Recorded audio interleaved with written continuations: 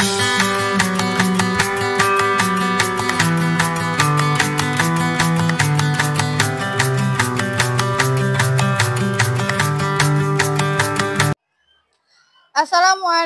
warahmatullahi wabarakatuh.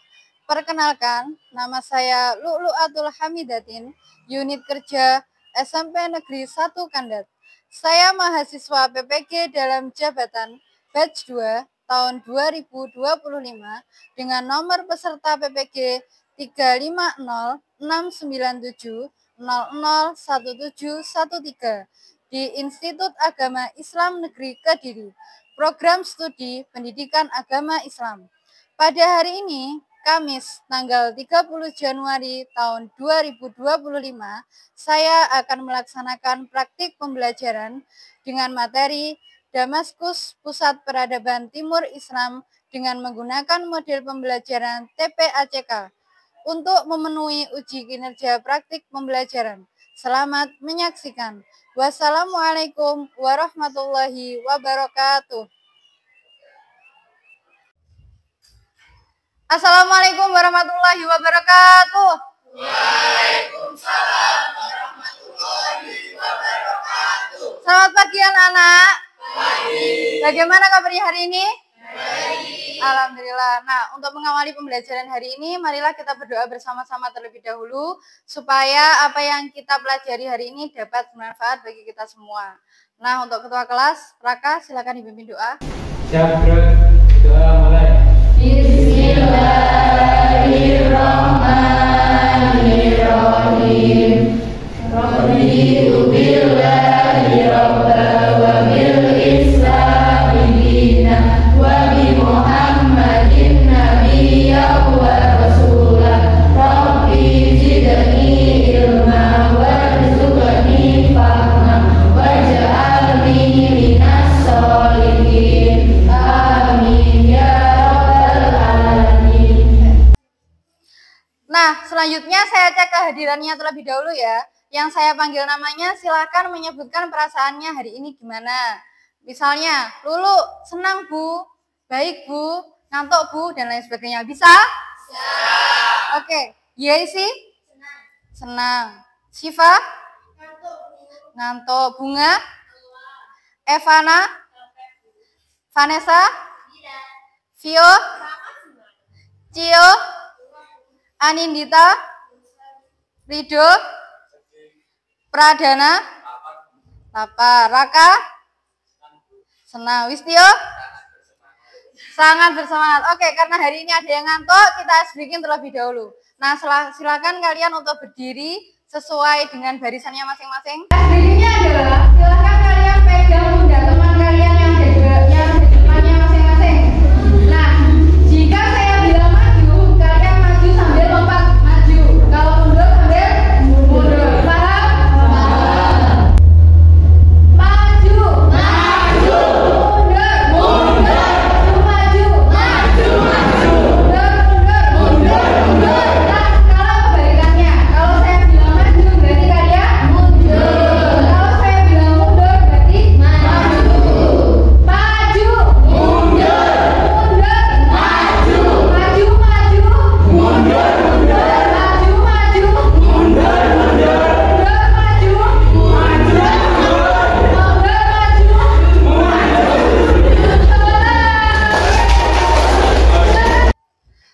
Oke, ada yang masih ingat pertemuan minggu lalu kita mempelajari tentang bab apa? Berbaik sangka, betul. Ada yang masih ingat apa nama lain dari berbaik sangka? Husnudzon. Lawan kata dari berbaik sangka adalah suudzon. Nah, pada pertemuan kali ini kita akan mempelajari tentang bab baru, yaitu sejarah perkembangan ilmu pengetahuan pada masa dinasti Umayyah. Adakah kaitan tentang bab yang lalu berbaik sangka dengan materi hari ini? Ada. Kaitannya adalah dinasti Umayyah itu memiliki catatan yang panjang, baik berupa kemajuan atau kemundurannya. Nah, dengan berbaik sangka kita bisa mempelajari apa yang mereka berhasil kita pelajari dan bisa belajar dari kesalahan mereka. Nah, sebelumnya saya ingin bertanya dulu kepada kalian. Pertama kali kepemimpinan Islam itu dipimpin oleh Nabi siapa? Nabi Muhammad. Setelah Nabi Muhammad meninggal, kepemimpinan Islam diambil alih oleh 4 sahabat Nabi yang disebut juga dengan Khulafaur Rasyidin. Ada berapa jumlahnya Khulafaur Rasyidin? Ada 4. Ada yang bisa menyebutkan siapa 4 itu? Ya, silakan Bunga. Yang pertama Abu Bakar As-Siddiq, yang kedua Umar bin Khattab, yang ketiga Utsman bin Affan, yang keempat Ali bin Abi Thalib. Beri tepuk tangan untuk Bunga. Nah, setelah Ali bin Abi Thalib memimpin kepemimpinan Islam, kemudian muncullah suatu dinasti baru yang disebut juga dengan dinasti Umayyah. Kaitannya dengan dinasti Umayyah, ada yang sudah tahu siapa pendirinya dinasti Umayyah itu? Ya, silakan Vanessa. Dinasti Umayyah itu Muawiyah bin Abu Sufyan. Adapun tujuan pembelajaran pada hari ini, saya harap kalian semua bisa yang pertama menjelaskan sejarah berdirinya dinasti Umayyah. Yang kedua, saya harap kalian nanti juga bisa mengidentifikasi masa kejayaan Bani Umayyah di Damaskus. Tujuan yang ketiga, saya harap kalian nanti bisa menganalisis sejarah perkembangan ilmu pengetahuan Islam pada masa dinasti Umayyah di Damaskus.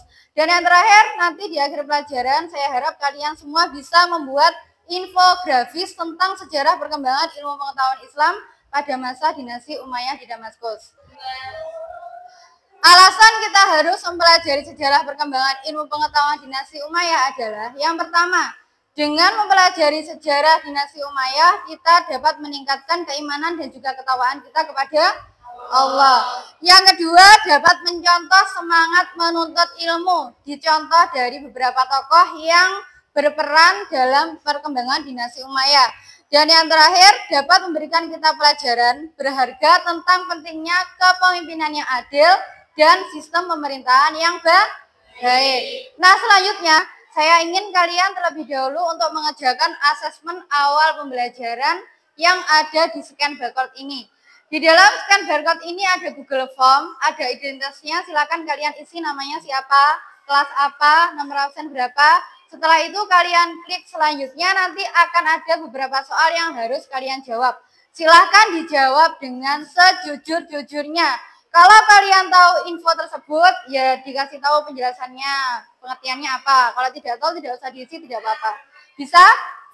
Nah, silakan bisa di-scan, kemudian dikerjakan.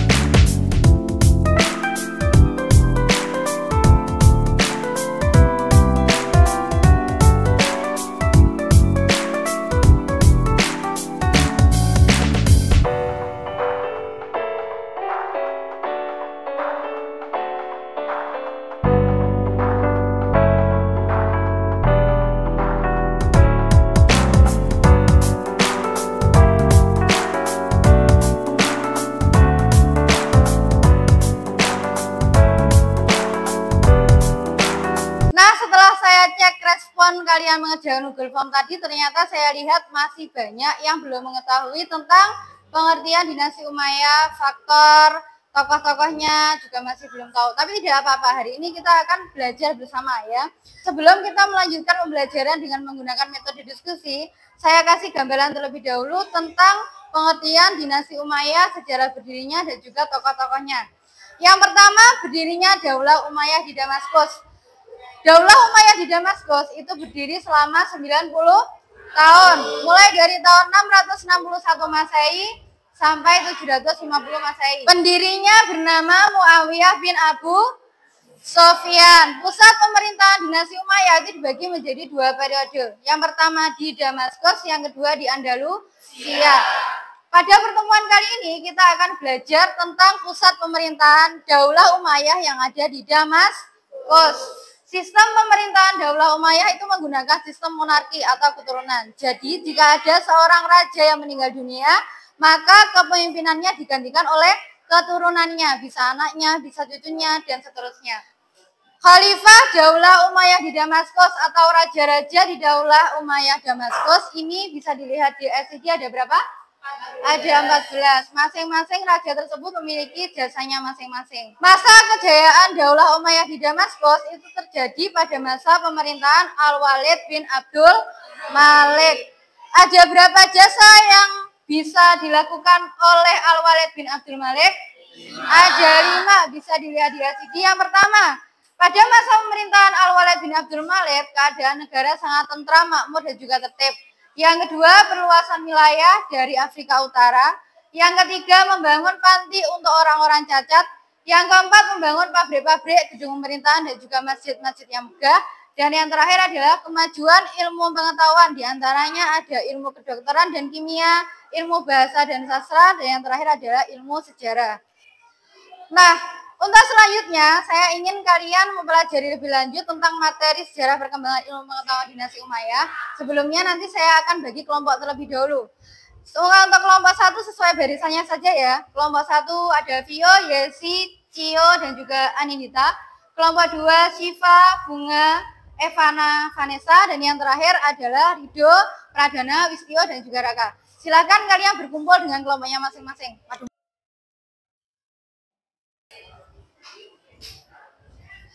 Oke, selanjutnya di sini sudah saya sediakan 3 materi. Silahkan kalian bisa dipilih salah satu atau dipelajari semua. Materi 1 di sini ada link video YouTube yang bisa kalian lihat dan juga disimak. Yang materi 2 ini ada jurnal dari internet yang bisa kalian baca. Dan yang materi 3 di sini ada PowerPoint yang bisa kalian baca. Silahkan bisa kalian pilih salah satu, di scan barcode. Jangan lupa dicatat poin-poin penting dan juga tulis daftar pertanyaan yang mungkin ingin ditanyakan pada materi tadi.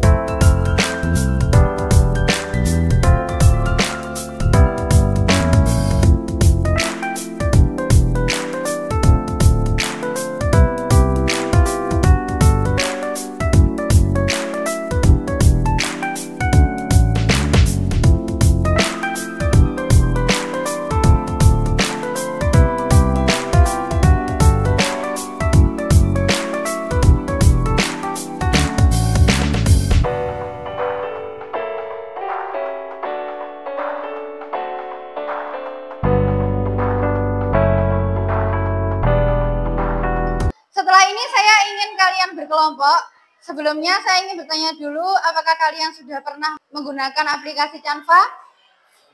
Sudah. Bisa mengoperasikannya?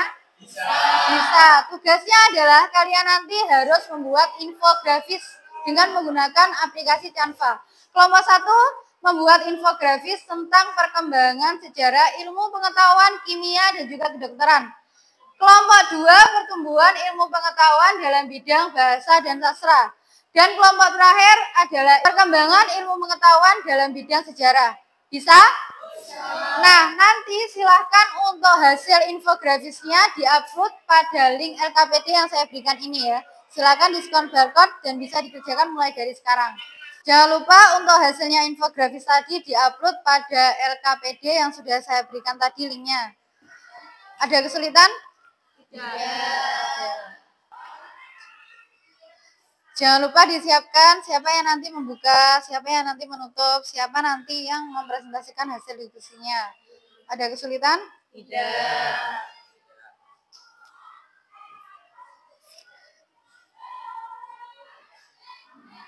Ada kesulitan? Tidak. Oke.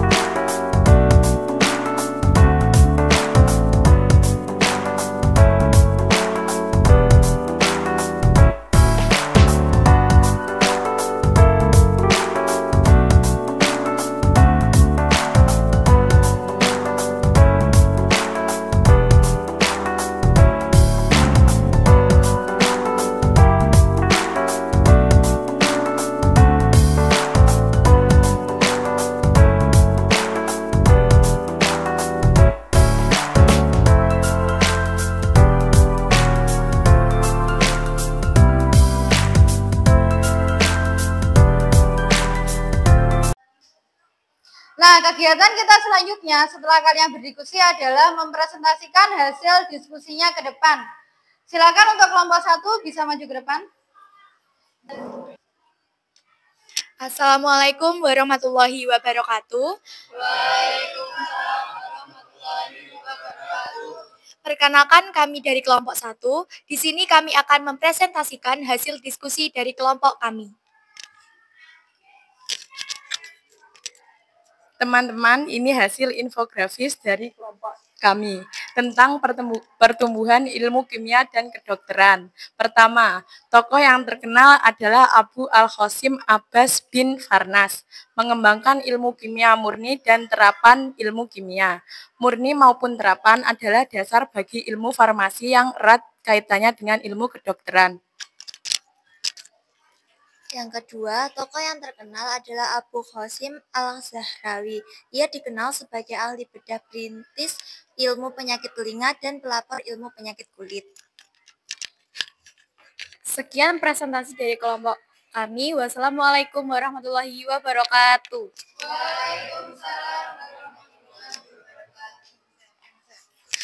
Beri aplaus yang meriah untuk kelompok 1.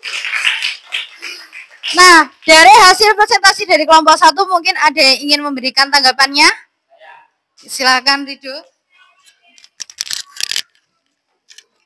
Presentasi yang disajikan oleh kelompok 1 ini sudah sangat bagus. Begitu pula dengan infografis yang dibuatnya, karena kombinasi warnanya juga sangat bagus dan sudah menarik. Beri aplaus yang meriah untuk Ridho. Nah, untuk kelompok 1 silakan bisa kembali ke tempat. Selanjutnya kelompok 2. Silakan kelompok 2 bisa maju untuk mempresentasikan hasil diskusinya. Assalamualaikum warahmatullahi wabarakatuh. Kami di sini akan mempresentasikan hasil dari kelompok kami. Demikian hasil infografis dari kelompok kami. Bahasa dan Sastra. Ali Al-Qoli karyanya Al-Amali dan Al-Nawadir wafat pada tahun 696. Abu Bakar Muhammad bin Umar di samping terkenal sebagai ahli sejarah, ia adalah seorang ahli bahasa Arab, nahwu, penyair, dan sastrawan. Ia menulis buku dengan judul Al-Af'al dan Fa'alta wal Af'alat.